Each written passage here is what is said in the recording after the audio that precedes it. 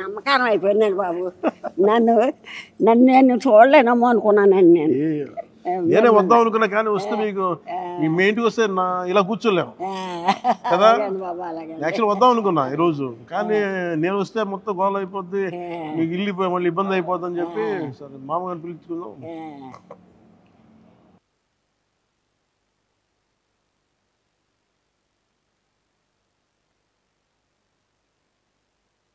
Sir మీకోసం ఇది check ఒకటి ఇస్తున్నా, ఇది మీరు బ్యాంకులో వేసుకోండి 50,000 రూపాయలు.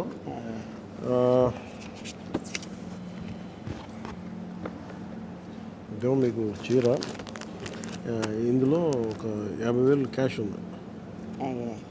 మీరు 20,000 ఇల్లు కట్టాలని ఏదైనా కట్టాలని అవసరం చేసి పెడతాను. ఇంకా మీకు ఇందులో పెట్టానా ఈ రెండు?